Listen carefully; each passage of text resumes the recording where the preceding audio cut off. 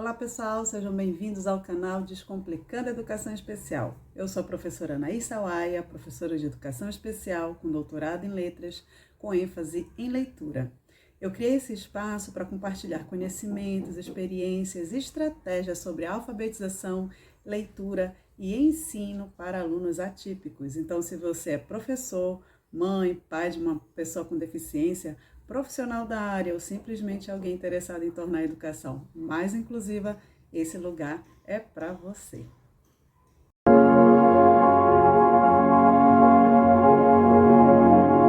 Na nossa terceira aula sobre transtorno do espectro autista, nós vamos falar sobre transtorno de processamento sensorial. O transtorno do processamento sensorial, TPS, se trata de uma condição em que tanto o cérebro quanto o sistema nervoso apresentam dificuldades para processar estímulos do ambiente e os sentidos. Vamos então pensar sobre o processamento sensorial e os 10 sentidos? Aqui na imagem vocês têm então a audição, a visão, o paladar, o olfato, o tato, a nocicepção, que seria a sensação de dor, o termocepção, que é o registro de temperatura, se está frio, se está quente, se está morno. A propriocepção, que é a postura, a contração muscular, fazer atividade sem olhar para o que a gente faz, né? A gente está ali fazendo atividade sem necessariamente saber se a gente está girando a cadeira, se a gente está indo para onde a gente quer, né, se posicionar, tá? Os sentidos vestibulares, né, que é o equilíbrio, tá? Que tem ali a origem na audição. A interocepção, que são, né, as sensações interiores de fome, de sede, de sono, tá certo? Então, esses são os nossos 10 sentidos. Entender sobre o processamento sensorial vai nos dar informações sobre as alterações de modulação dessa nossa criança com autismo, né? Ou do adulto também. Porque nos dá informação da intensidade. Então, por exemplo, existem aqueles autistas que vão ser hiperresponsivos, né? Que vão sentir demais a luz intensa, o barulho alto, mas também vão ter os autistas que são hiporresponsivos, que é quando a criança ela não sente muito, né? Não se incomoda muito com barulho, né? Quando a criança cai e se machuca, por exemplo, e não sente dor, né? A criança hipotátil, por exemplo, balança e pula para sentir o corpo. Já uma criança que é hipervestibular não gosta de balanço, de movimento, pois ela vai sentir demais e pode então, né, ter ali tontura. Já as alterações de buscador sensorial, né, discrimina do que se trata o estímulo, a qualidade, a precisão da informação. Então, por exemplo, quando alguém me toca, eu sei que foi uma pessoa que me tocou e não, por exemplo, uma pena. Existem ainda as alterações de desordem motora de base sensorial. Por exemplo, a dispraxia, que é uma disfunção da ação motora humana do planejamento, funções executivas, ideia e também da ação. Por exemplo, a ideação, né? A gente vai ser caracterizado isso em crianças que não têm muita ideia, por isso fazem brincadeiras repetitivas, porque não têm ideias novas, né? De fazer, né, de uma outra forma aquela brincadeira. O planejamento, por exemplo, tem a ideia, mas não conseguem planejar para executar. Então, quando elas fazem de qualquer jeito. E da execução? Na hora de executar, se atrapalha e não consegue fazer a execução, né? E além do controle postural, por exemplo, que são crianças que não conseguem modular a sua postura, que é justamente a questão do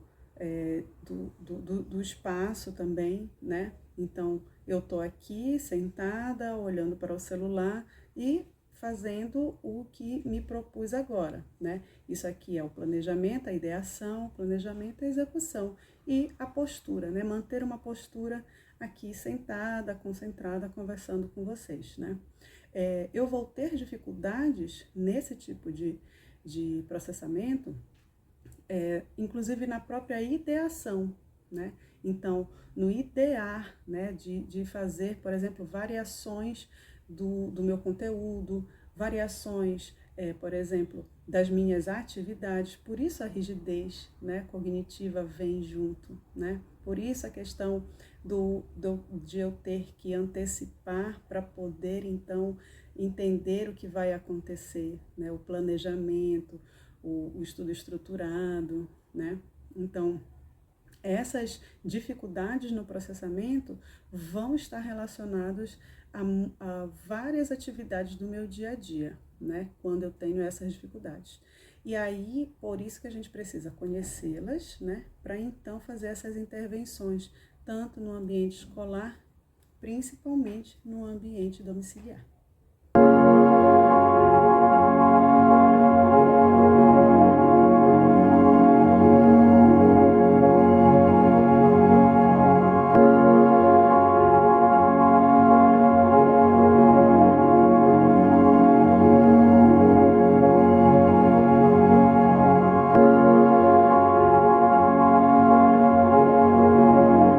Então, dando continuidade à nossa aula, vamos falar sobre acessibilidade no ensino e práticas inclusivas.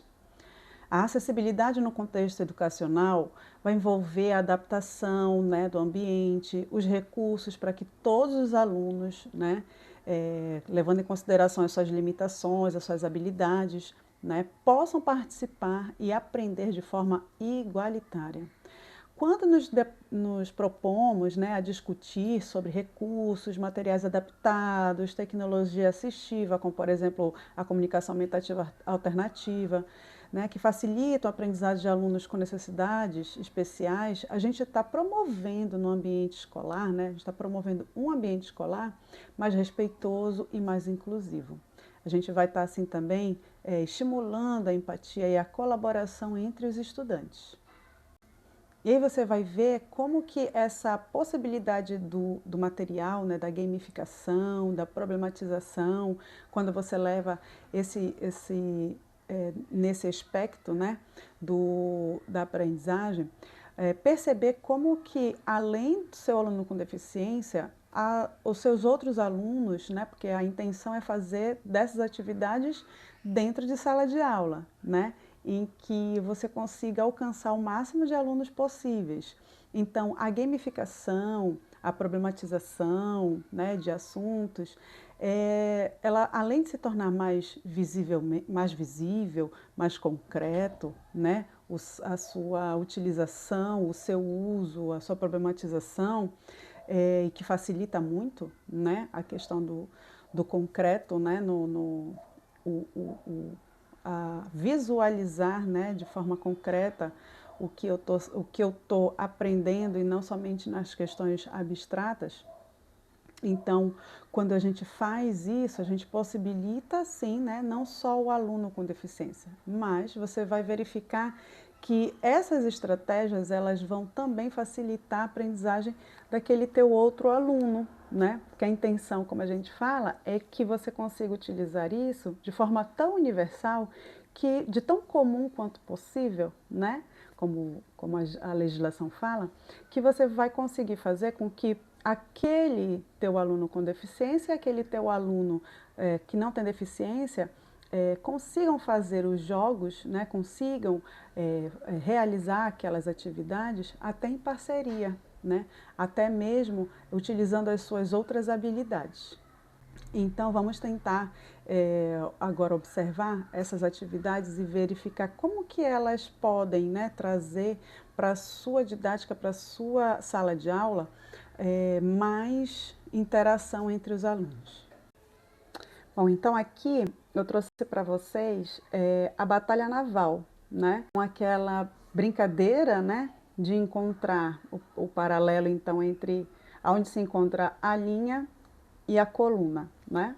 E aí a gente vê aqui que eu posso, aqui a proposta, por exemplo, é trabalhar geografia, tá? Mas eu posso trabalhar história, eu posso trabalhar outras demandas, né?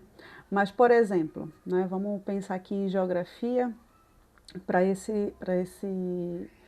essa cartografia, né? Então, eu posso, por exemplo, solicitar para o aluno, e aí ele vai me indicar, né, entre linha e coluna, aonde está, por exemplo, tipos de clima, tipos de regiões, né, onde estão certas regiões, aonde estão, por exemplo, idiomas, aonde estão, por exemplo, a história, por exemplo, aonde ocorreram, quais países estavam, né, envolvidos em tais guerras, né, quais países eram colônias, da onde eram colônias.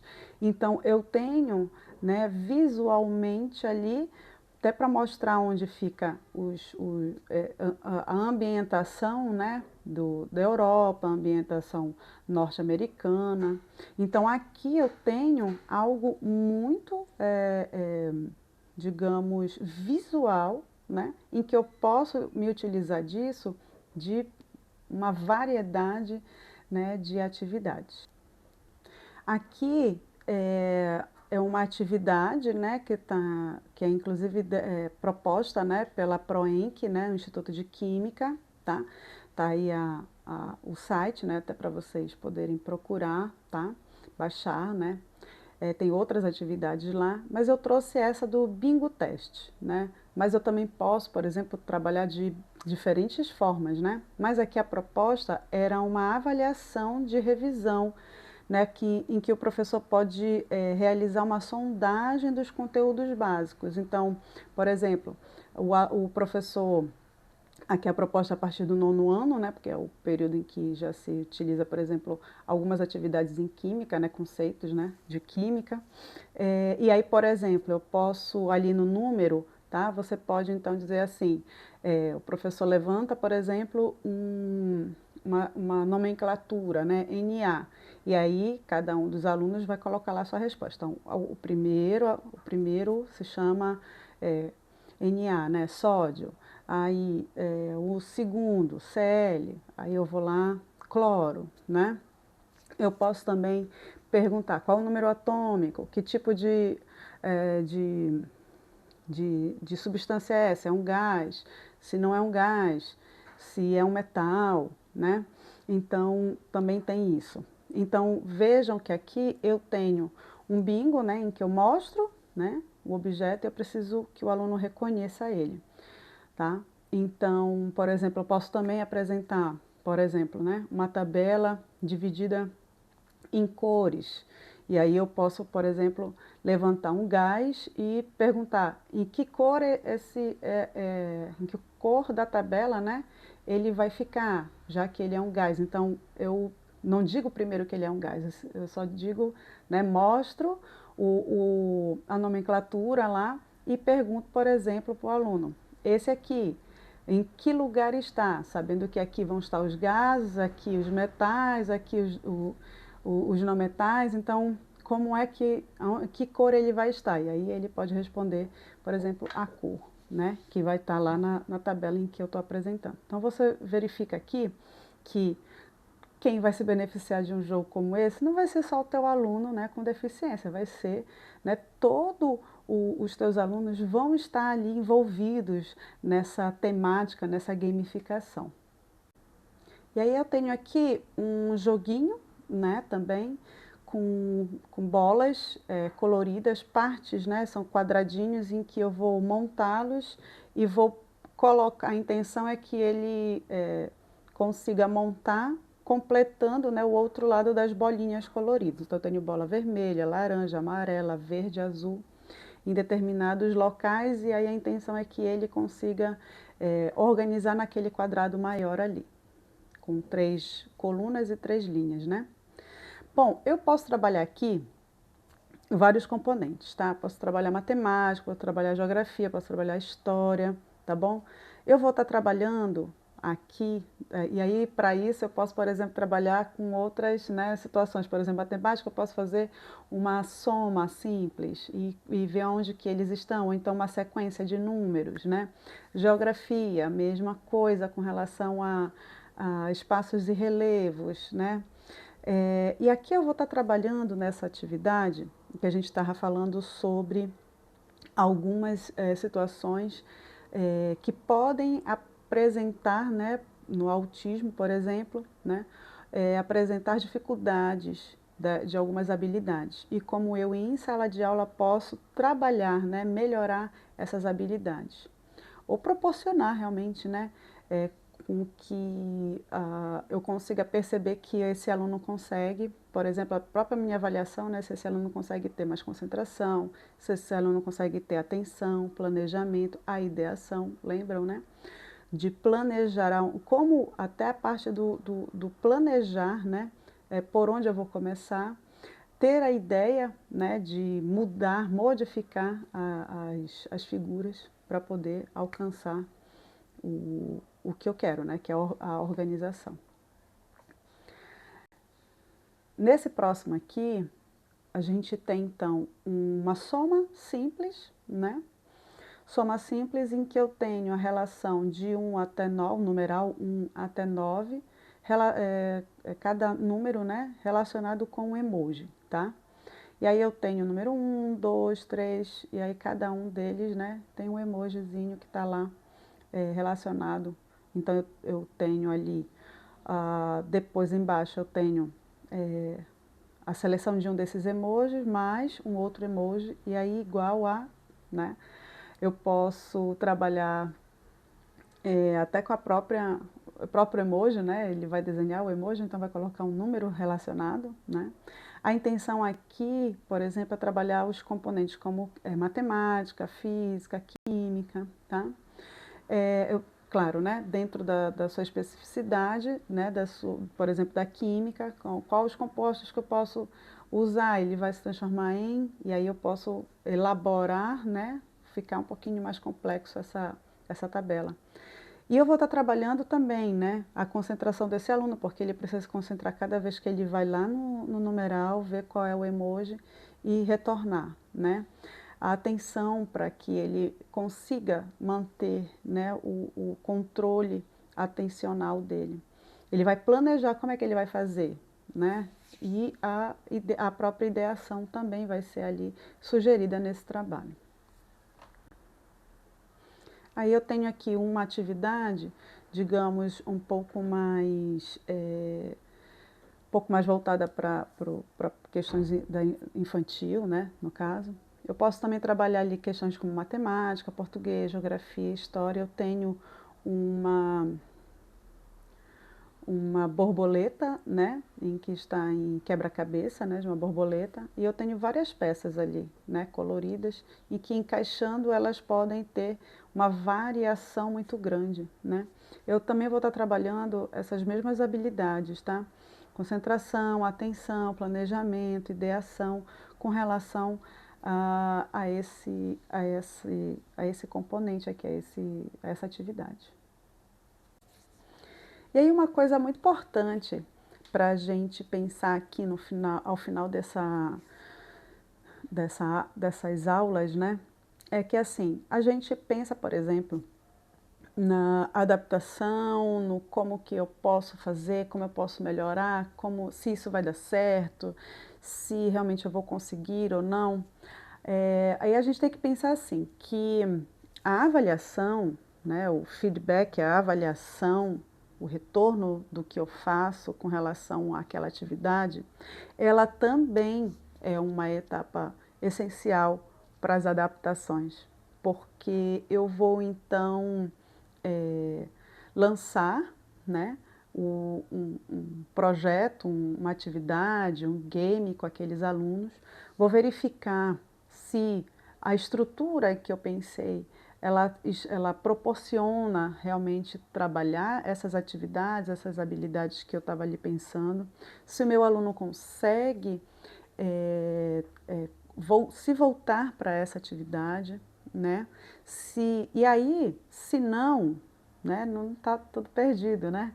Na verdade, se não der certo, o que não, né, conseguiu alcançar ali o objetivo, a gente pode reorganizar para uma próxima atividade, né? A gente pode, então, avaliar, esse tipo de atividade, né, eu não descarto a informação, pelo contrário, eu uso essa informação justamente para, até para trabalhar, né, para aprimorar, por exemplo, como a continuidade desse ensino, né? Então, com esse tipo de suporte, o aluno não manteve atenção, com esse tipo de suporte, o aluno não conseguiu chegar ao objetivo da atividade.